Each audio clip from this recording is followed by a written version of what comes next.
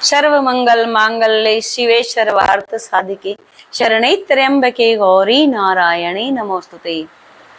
जय माता दी भक्तों, मैं राधा बामनिया आप सभी का स्वागत करती हूँ इस धार्मिक चैनल में। आज की वीडियो में हम जानेंगे नवरात्रि पूजा से जुड़ी संपूर्ण जानकारी। कलश स्थापना का शुभ मुहूर्त क्या है और नवरात्रि कब से शुरू कब समाप्त है और नवरात्रि में किस तरह से पूजा करें, किस तरह से व्रत करें, क्या खास उपाय करें जिससे माता रानी हम पर प्रसन्न हो जाएं और माता रानी हम पर ढेर सारा आशीर्वाद लुटाएं और अपनी कृपा बरसाएं। और नवरात्रि में भूल कर भी ना करें ये गलतियां। कौन सी है वो गलतियां जो हमेशा आप करते हो, हमेशा आप करते हो, वो वीडियो में आपको मैं बताऊंगी। लगातार चैनल पर बने रहें और जो भी भक्त पहली बार चैनल पर आया है तो आपसे विनती है चैनल को सब्सक्राइब कर लें, क्योंकि आज की वीडियो सभी भक्तों के लिए बेहद खास होने वाली है। क्यों? क्योंकि ऐसा कुछ मैं बताने वाली हूँ इस वीडियो में जो आप सब जानते भी हो लेकिन उसके बावजूद भी आप गलतियां बार बार करते हो, तो इसीलिए आपको आपकी पूजा का पूर्ण फल नहीं मिलता है। और इस वीडियो में आज मैं ये भी बताऊंगी आपको 4 राशियां ऐसी हैं जिन पर माँ भगवती की विशेष कृपा होने वाली है, क्योंकि 4 राशियों की किस्मत का ताला स्वयं माँ भगवती खोलने आ रही हैं। उनके लिए ये बहुत गोल्डन टाइम है।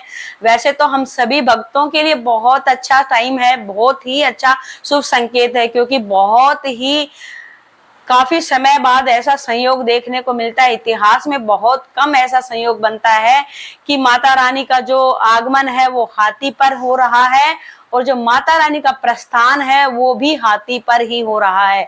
यानी सभी भक्तों के लिए, सभी पृथ्वी वासियों के लिए, सभी धरती वासियों के लिए ये बेहद शुभ संकेत है, क्योंकि इस तरह के शुभ संकेत में धन धान्य की वर्षा होने वाली है, सुख समृद्धि की वर्षा होने वाली है। सभी भक्तों के घर वैभव और सुख शांति हमेशा बनी रहने वाली है, क्योंकि माता रानी स्वयं अपनी कृपा सभी भक्तों पर इस तरह से चारों हाथों से, आठों हाथों से, आठों भुजाओं से लुटा रही है।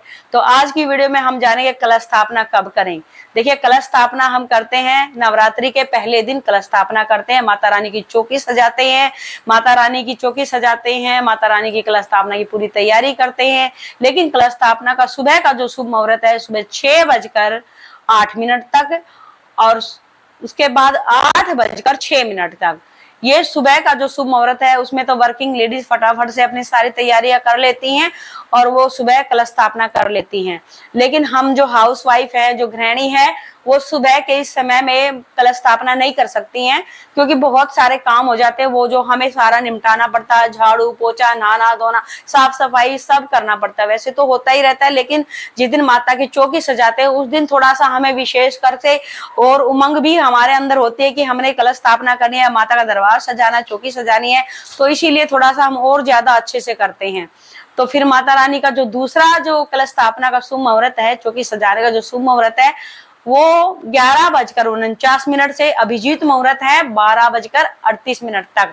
ये अभिजीत मुहूर्त है। अभिजीत मुहूर्त में कलश स्थापना करना भी बहुत शुभ होता है और हम गृहिणियों के लिए तो ये समय बहुत ही अच्छा होता है, क्योंकि इसमें हम सारा काम अच्छे से संपन्न पूरा करके, निपटा करके, नहा धो करके अच्छे से तैयार हो जाते हैं और माता रानी की चौकी सजाते हैं। 11:49 से 12:38 तक इस शुभ समय में आप चौकी की, कलश की स्थापना कर सकते हैं। और उसके बाद मैं आपको बताऊंगी कि व्रत हम किस तरह से करें। अगर हम व्रत नहीं कर पाए, 9 के 9 दिन के व्रत नहीं कर पाए, तो फिर हम क्या करेंगे। देखिए, 9 के 9 दिन अगर हम व्रत नहीं कर पाते हैं तो हमें किस तरह से पूजा करनी चाहिए। देखिए, आजकल इतना सामर्थ्य नहीं, लेकिन मन में ये रहता है कि हम 9 के 9 दिन पूरा व्रत रखें, इतना सामर्थ्य शरीर में नहीं होता है। तो आप क्या करें, सबसे पहले मैं उन लोगों के लिए बताऊंगी जिनका मन है व्रत करने का और करने की इच्छा है, लेकिन शरीर में किसी तरह की कोई परेशानी है, वो ज्यादा देर भूखा नहीं रह सकते हैं।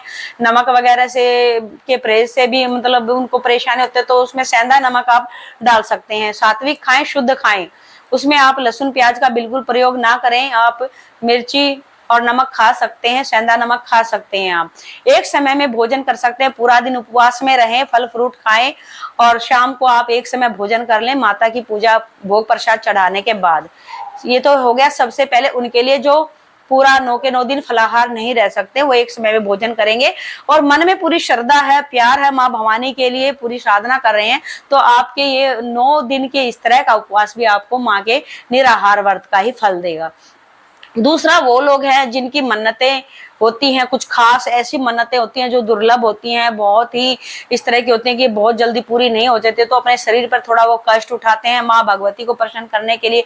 देखिए सतयुग में तो बहुत समय तक लंबा तप करना पड़ता था और भगवान जी कितने लंबे समय के बाद आकर के भक्त को आशीर्वाद देते थे, लेकिन आज ऐसा समय है, ये जो कलयुग का है ना, आज ऐसा समय है, इसमें हम ना अगर थोड़ा सा भी कष्ट उठा करके थोड़ा सा भी तप करेंगे तो भगवान बहुत जल्दी खुश हो जाते हैं, प्रभु जी बहुत जल्दी खुश हो जाते हैं और हमें हमारी मन चाही मुराद पूरी करते हैं।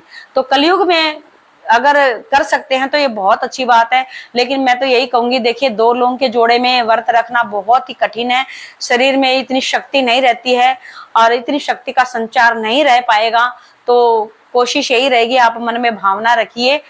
और अगर आपको इस तरह करना है तो फिर आप जोड़ा करिए, जैसे जिस किसी के यहाँ अष्टमी की पूजा होती है तो षष्ठी वाले दिन, सप्तमी वाले दिन 2 दिन व्रत रखेंगे। देखिए मैं ये नहीं कहूंगी आप पहला करो और आखिरी करो, वो बिल्कुल भी सही नहीं है, क्योंकि बीच में आपने अन्न खा लिया तो वो सही नहीं होगा।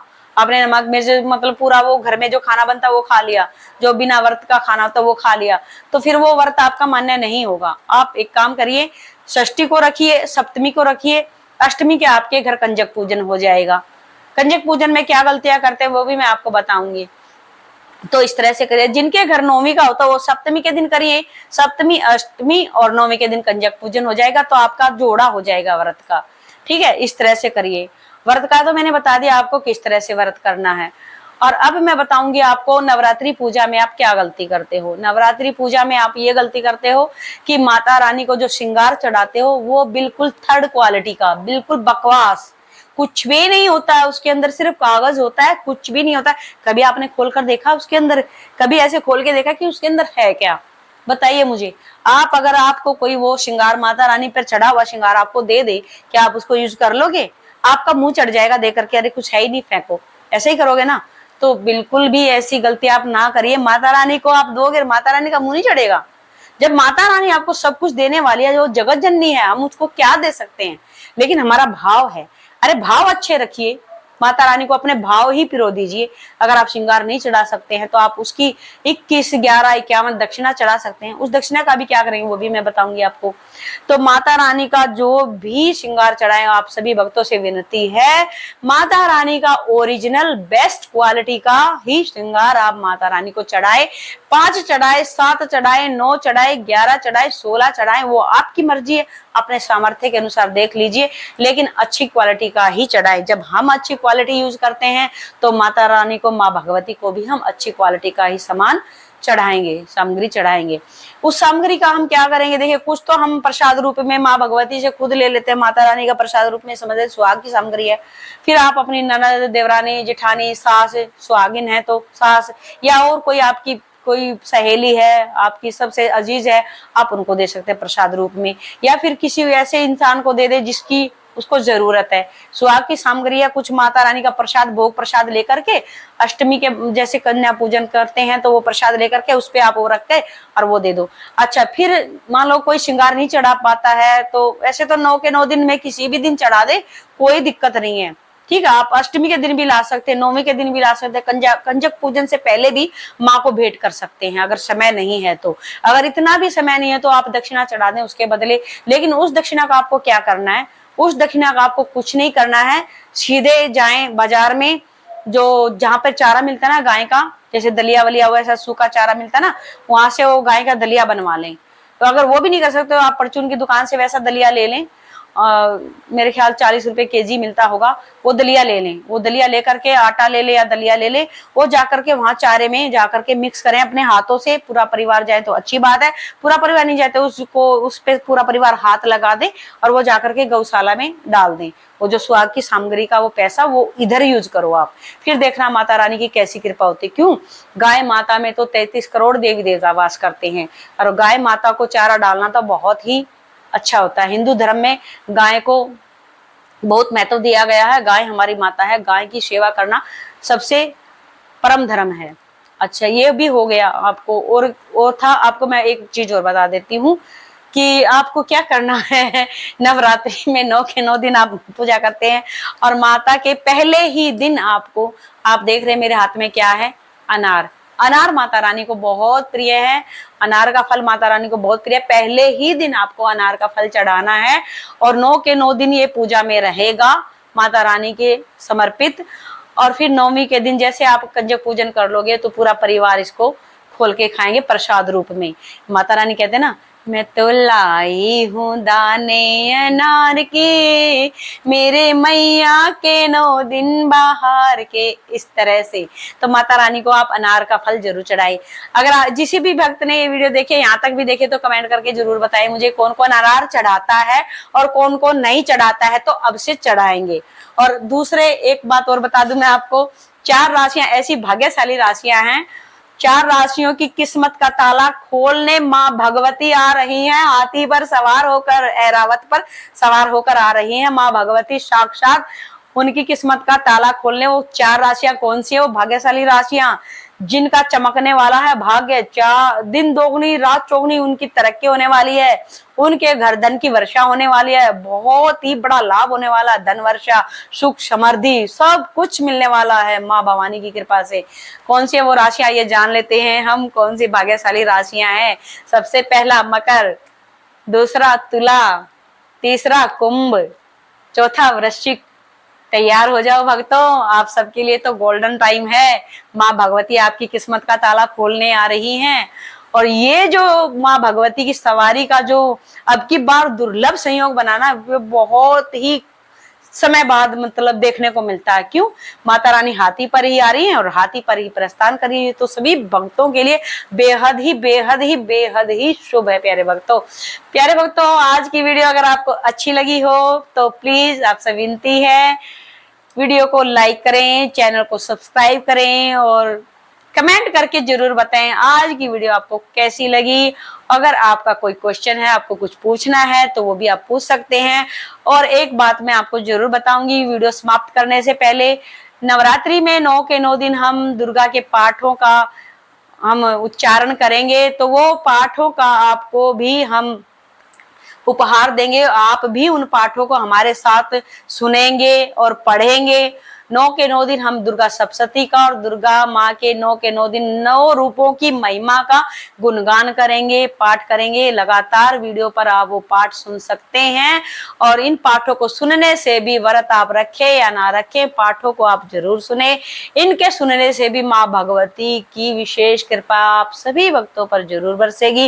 व्रत रखें या ना रखें, लेकिन आप सुबह शाम माँ भगवती का आप दिया जरूर लगाएं। माँ भगवती का आपको व्रत रखने का समय नहीं है, आपको खेतरी बोने का भी समय नहीं है, आपको कलश स्थापना करने का भी समय नहीं है, लेकिन सुबह शाम आप माँ भगवती का ध्यान करें, माँ भगवती का पाठ करें और माँ भगवती के सुबह शाम माँ भगवती को दिया जरूर लगाएं। और एक बात और मैं बता दूं आपको, माँ भगवती को आप 9 के 9 दिन मेरे कहने से, अगर आपकी कोई ऐसी इच्छा है जो आपकी पूरी नहीं हो रही है, तो 9 के 9 दिन लगातार माँ भगवती को मीठा पान बहुत प्रिय है। माँ को अगर आपने मीठा पान चढ़ा दिया ना, मीठा पान, आप पूजा वाली दुकान पे मतलब पान की दुकान पे जाएंगे और उनको बोलोगे कि पूजा के लिए मीठा पान बना दो, माँ भगवती को हमने पूजा में समर्पित करना है, तो बहुत ही अच्छा बढ़िया पान बनाना भैया, उनको ये बोलना। और उसमें जो मीठा सौंफ डालते हैं ना, वो कम डाले, गुलकंद डालें। माँ भगवती को मीठा पान बहुत पसंद है। अगर आपने माँ भगवती को मीठा पान चढ़ा दिया ना, तो फिर माँ भगवती तो आपकी बस पूछो ही मत, क्या क्या आपको देने वाली हैं।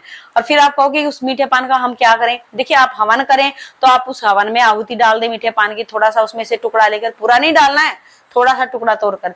फिर जो आपका वो जो बचेगा पान, वो आप थोड़ा थोड़ा थोड़ा थोड़ा पूरे परिवार में आप बांट करके खाएं। तो माता रानी के, अच्छा एक बात और मैं आपको बता देती हूँ, वो मैं भूल गई हूँ कहना, नवरात्रि में आपको माँ की जब कंजक पूजन करना है, माँ को आपने अपने अष्टमी की पूजा करके मनाना है, तो आपको क्या करना, कंजकों के लिए कुछ ना कुछ गिफ्ट आप जरूर लाएं। गिफ्ट में आपको क्या देना, देखिए उनको जो सामान पसंद हो कंजकों को, क्योंकि देखिए पढ़ने वाले बच्चे तो उनको पेन कॉपी इस तरह की चीजें दे दो। अगर ये भी नहीं तो फिर आप एक काम करो, मेहंदी की कोन जरूर आप दे दें उनको, क्योंकि बच्चों को मेहंदी लगाना बहुत पसंद है, खासकर लड़कियों को, छोटी छोटी लड़कियों को मेहंदी लगाने का बहुत शौक होता है। आप मेहंदी की कीप उनको जरूर दे दें गिफ्ट में। और बाकी आप अपने सामर्थ्य के अनुसार कर सकते हैं, आपको क्या देना क्या नहीं देना है ये आप अपनी जेब के हिसाब से देख लें। लेकिन आप नवमी के दिन और अष्टमी के दिन अपने कंजक पूजन करके आप अपने व्रत का पालन करें। कंजक पूजन करने से पहले आपको जैसे द्वार पे आएंगी, सभी तो चरण धुलाते ही हैं, धुलाने के बाद आपको रोली थोड़ा थोड़ा अपने हाथों से ऐसे पंजों पे रोली लगा देनी है, फिर उसके ऊपर फूल डाल देना, फिर माँ भगवती के चरणों का आशीर्वाद लेकर के फिर उनको अंदर बुलाना है, माँ का आगमन अंदर कराना है। तो जैसे ही वो कंजक इस तरह से आएंगी तो माँ भगवती जैसे लगो कि साक्षात माँ भगवती आपको आशीर्वाद देने आ रही हैं। तो माँ भगवती आप सब पर अपनी कृपा लुटाए, आप सभी भक्तों पर खूब सारा आशीर्वाद लुटाए और माँ भगवती आप सब की किस्मत का ताला खोले। मैं तो यही कहती हूँ, जय माता दी, जय माता दी, जय माता दी। चैनल को सब्सक्राइब करना बिल्कुल ना भूलें। जय माता दी।